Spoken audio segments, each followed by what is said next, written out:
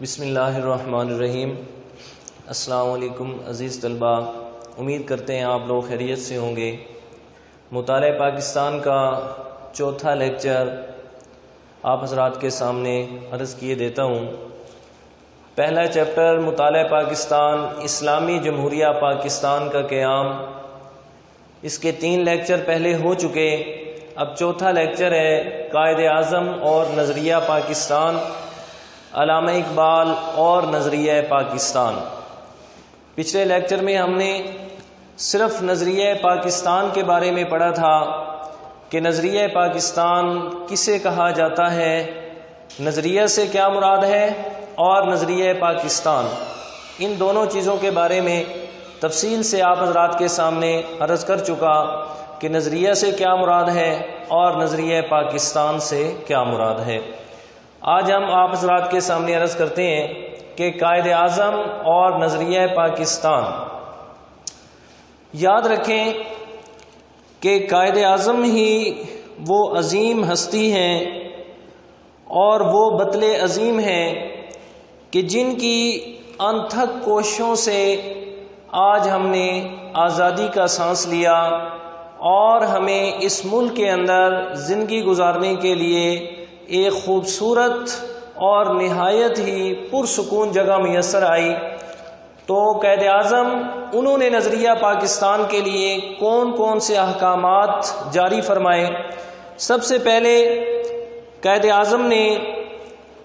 برِ صغیر کے اندر پاکستان کا تصور یا نظریہ جو دیا تو وہ ان الفاظ میں قائد اعظم نے فرمایا تھا کہ پاکستان تو اسی روز ہی وجود میں آ گیا تھا جب پہلا ہندو مسلمان ہوا تھا۔ یعنی جس وقت ہندوستان کے اندر مطلب برِ صغیر میں پہلا آدمی مسلمان ہوا یا یہاں پہلا مسلمان پہنچا آیا، فرمایا اس دن سے ہی پاکستان معرض وجود میں آ چکا تھا۔ تو قائد کا یہ فرمان واضح الفاظ ہیں کہ مسلمان چونکہ ایک الگ قوم ہے اور جس وقت جس جگہ بھی وہ پہنچتے ہیں اپنی وہ شخصیت، اپنا تشخص تمام تر اقوام عالم سے جدا رکھتے ہیں۔ تو اس لیے قائد اعظم نے یہ فرمایا کہ برِ صغیر کے اندر جب پہلا ہندو مسلمان ہوا تو پاکستان کا وجود تو اس وقت ہی سامنے آ چکا تھا۔ اس کی مزید وضاحت کرتے ہوئے 1943 کے مسلم لیگ کے سالانہ اجلاس سے قائد اعظم نے خطاب کرتے ہوئے فرمایا اور اس حقیقت سے اس طرح پردہ اٹھایا، فرماتے ہیں کہ پاکستان اور اسلام کا باہمی رشتہ کیا ہے، کہ نظریہ اسلام وہ نظریہ پاکستان ہے، تو پھر اسلام اور نظریہ پاکستان کا باہمی رشتہ کیا ہے؟ فرماتے ہیں حضرت قائد اعظم کہ وہ کون سا رشتہ ہے جس سے منسلک ہونے سے تمام مسلمان جسد واحد کی طرح ہیں، ایک ہی جسم کی طرح ہیں۔ وہ کون سی چٹان ہے جس پر اس ملت کی عمارت استوار ہے؟ وہ کون سا لنگر ہے جس سے اس امت کی کشتی محفوظ کر دی گئی؟ فرمایا وہ رشتہ، وہ چٹان، وہ لنگر خدا تعالیٰ کی کتاب قرآن مجید ہے۔ کہ نظریہ اسلام یہ مکمل طور پر قرآن مجید ہے، اور ہم نے جو نظریہ پاکستان پیش کیا یعنی پاکستان کو حاصل کرنے کے لیے جو ہمارا نظریہ وہ نظریہ اسلام ہی ہے، کہ اس میں رہنے والے جتنے بھی لوگ وہ تمام کے تمام اسی نظریہ اسلام میں اور قرآن مجید کے بتائے ہوئے اصولوں میں اس طرح جڑے ہوئے ہیں جیسے کہ ایک تسبیح کے دانے آپس میں جڑے ہوئے ہوتے ہیں۔ تو حضرت قائد اعظم نے بڑے خوبصورت الفاظ کے اندر نظریہ پاکستان اور نظریہ اسلام کے باہمی رشتے کو بیان کیا۔ اسی طرح مارچ 1944 میں انہوں نے طلبہ سے خطاب کیا تھا جس میں انہوں نے اس بات کی وضاحت فرمائی تھی کہ ہمارا رہنما اسلام ہے، ہمارا رہنما اسلام ہے اور یہی ہماری زندگی کا مکمل ضابطہ ہے، کہ اسلام ہی ضابطۂ حیات ہے، اسلام ہی ہماری مکمل زندگی گزارنے کے اصول و قواعد کا دوسرا نام ہے۔ تو حضرت قائد اعظم نے اسلام کو مکمل ضابطۂ حیات فرمایا یہ انہوں نے کو اپنی طرف سے نہیں، بلکہ حقیقت اسی میں ہے کہ اسلام ہمارے لیے مکمل ضابطۂ حیات ہے، چاہے معاشی نظام ہو، معاشرتی نظام ہو، اقتصادی نظام ہو، غرض کے زندگی کے جتنے بھی حالات و واقعات ہو سکتے ہیں، اور دنیا میں رہتے ہوئے جتنے بھی مسائل سے انسان دو چار ہو سکتا ہے، ان تمام مسائل کا حل اور ان تمام مسائل کی مشکلات سے دور کرنے کے جو طریقہ ہے وہ صرف اور صرف قرآن مجید نے ہم کو بتایا ہے، اور قرآن مجید ہمارا مکمل ضابطۂ حیات ہے۔ اور یہ مکمل ضابطۂ حیات ہے اسی لیے قرون اولیٰ کے جتنے بھی مسلمان تھے، یعنی پہلے دور کے جتنے مسلمان ہم سے پہلے جو گزر چکے، ہمارے آباء و اجداد، انہوں نے قرآن مجید پر ہی عمل کر کے ساری دنیا پر انہوں نے حکومت کی ہے۔ غرض یہ کہ عرصے دراز تک مسلمانوں کی ساری دنیا پر حکومت رہی، اور خاص کر 6 صدی عیسوی سے لے کر 14ویں صدی عیسوی تک مسلمانوں نے بڑی شاندار حکومت کی ہے۔ اور اس دوران میں دنیا کی جو دو بڑی سپر پاوریں تھی، جو بڑی طاقتیں تھیں، ایران اور روم، کیسر و کسریٰ، مسلمانوں نے ان کو شکست دی۔ غرض یہ کہ قرآن مجید یہ مکمل ضابطۂ حیات ہے، اور مسلمان جب تک اس پر عمل پیرا رہے انہوں نے ساری دنیا میں حکومت کی ہے۔ تو حضرت قائد اعظم کا بھی اسی بات کی طرف اشارہ ہے کہ ہمارا رہنما اسلام ہے، اور یہی ہماری زندگی کا مکمل ضابطۂ حیات ہے۔ اس کے بعد ہے 21 مارچ 1948 کو ڈھاکہ کی عوام سے خطاب کرتے ہوئے حضرت قائد اعظم نے فرمایا، یہ ڈھاکہ یہ بنگلہ دیش کا مرکزی مقام ہے، اور اس وقت تو ہندوستان مطلب یہ سب اکٹھا تھا، برِ صغیر پاکستان ہندوستان کا تصور نہیں تھا۔ تو اس وقت ڈھاکہ کے علاقے کے اندر 21 مارچ 1948 کو حضرت قائد اعظم نے فرمایا میں چاہتا ہوں کہ آپ سندھی، بلوچی، پنجابی، پٹھان اور بنگالی بن کر بات نہ کریں، بلکہ یہ کہنے میں آخر فائدہ کیا ہے کہ میں پنجابی ہوں، میں پٹھان ہوں، میں بلوچی ہوں، میں بنگالی ہوں، فرمایا اس میں کیا فائدہ ہے؟ فرمایا ہم پنجابی، سندھی یا پٹھان ہیں، کہتے اس میں کوئی فائدہ نہیں، بلکہ ہم تو سب مسلمان ہیں، کہتے ہم تو سب مسلمان ہیں۔ اور اسی کو حضرت علامہ اقبال نے یوں فرمایا تھا، فرمایا یوں تو سید بھی ہو، مرزا بھی ہو، افغان بھی ہو، یوں تو سید بھی ہو، مرزا بھی ہو، افغان بھی ہو، تم سبھی کچھ ہو بتاؤ مسلمان بھی ہو۔ جی تو حضرت قائد اعظم نے بھی یہی فرمایا کہ ہم نے جو پاکستان کو حاصل کرنا ہے اس میں کو ہر ایک نے اپنا الگ الگ تشخص قائم نہیں کرنا، بلکہ ہم سب مسلمانوں نے مل کے، چاہے کوئی پٹھان ہے، چاہے پنجابی ہے، چاہے بنگالی ہے، بلوچی ہے، سندھی ہے، کوئی بھی ہے، ہم نے قومیت کی بنیاد پر ایک دوسرے کو نہیں دیکھنا، بلکہ ہم نے اسلام کی بنیاد پر ایک دوسرے کو دیکھنا ہے۔ اسی طرح آپ نے علی گڑھ میں خطاب کرتے ہوئے نظریہ پاکستان کو ان الفاظ میں واضح کیا کہ پاکستان کے مطالبے کا محرک اور مسلمانوں کے لیے جداگانہ مملکت کی وجہ کیا تھی؟ کہتے تقسیم ہند کی ضرورت کیوں محسوس ہوئی؟ اس کی وجہ ہندوؤں کی تنگ نظری ہے اور نہ انگریزوں کی چال ہے،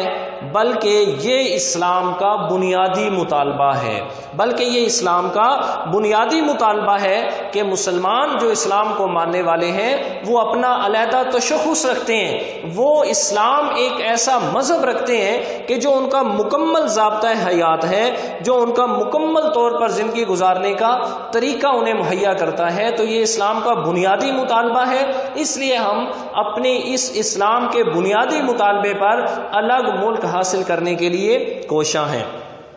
ایک دفعہ قائد اعظم سے ایک ہندو نے سوال کیا تھا کہ آپ بتائیں کہ مسلمان اور ہندو عرصے دراز سے صدیوں اکٹھے رہ رہے ہیں، تو پھر ایک قوم کیوں نہیں بن سکتے؟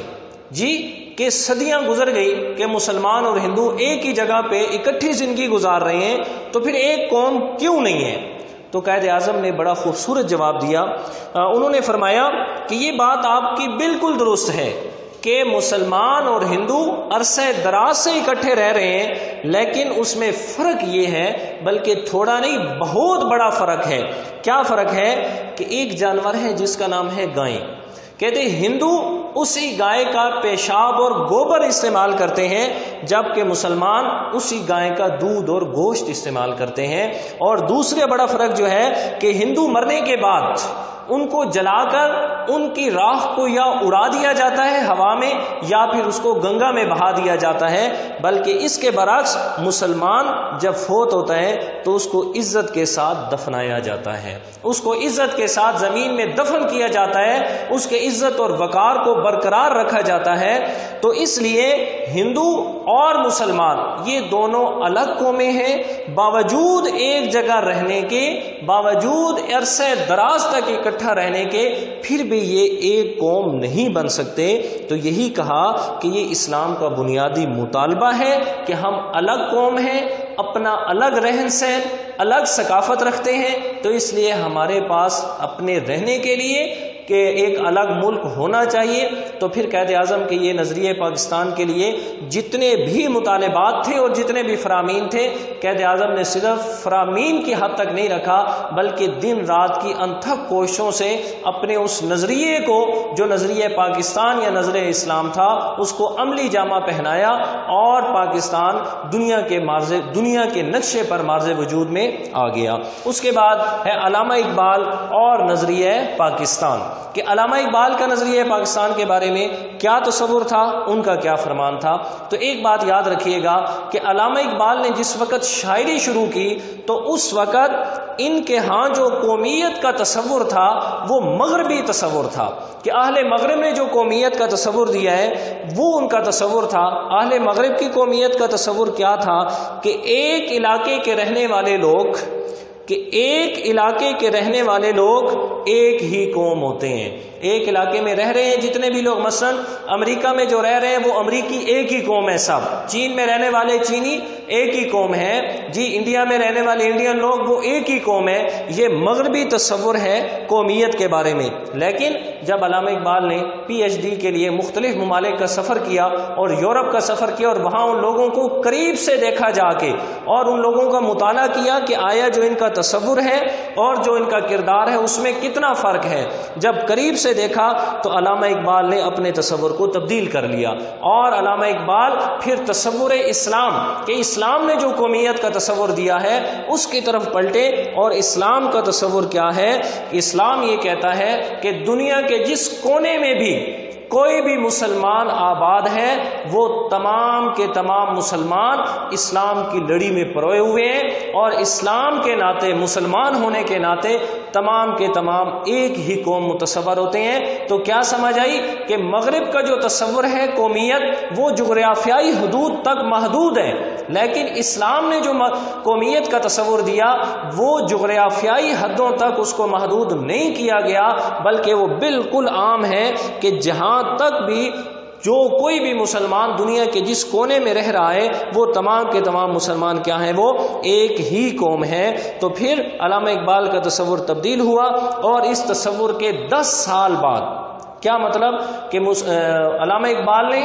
1930 کے اندر خطبہ الہ آباد دیا، اور اس میں یہ تصور پیش کیا کہ جناب مسلمان ایک الگ قوم ہے، اور اس لیے بر صغیر کے شمال مغرب میں علیحدہ مسلم ریاست کا قیام لازم ہونا چاہیے۔ یہ ان کا تصور 1930 میں تھا، اور اسی تصور کو 1940 کے اندر مسلم لیگ نے باقاعدہ طور پر اپنا منشور بنایا اور اعلان کیا اس بات کا کہ مسلم اکثریت کے علاقے جتنے بھی ہیں ان کو ملا کر ایک علیحدہ مملکت بنا دینی چاہیے اور ایک ملک میں تبدیل کر دینا چاہیے۔ تو یہ علامہ اقبال کا تھا نظریہ پاکستان کے بارے میں فرمان۔ تو ایسے سمجھیے گا کہ علامہ اقبال جو تھے یہ ایک فکری رہنما تھے، اور قائد اعظم جو ہے یہ سیاسی رہنما تھے۔ ایک فکر علامہ اقبال نے دی، اور پھر سیاسی رہنما قائد اعظم اس نے اس کو عملی جامہ پہنایا، اور عملی جامہ پہنایا گیا، اور آج ہمارے سامنے دنیا کے نقشے پر پاکستان موجود ہے۔ تو آج ہم نے 2 چیزیں پڑھی، قائد اعظم اور نظریہ پاکستان، علامہ اقبال اور نظریہ پاکستان۔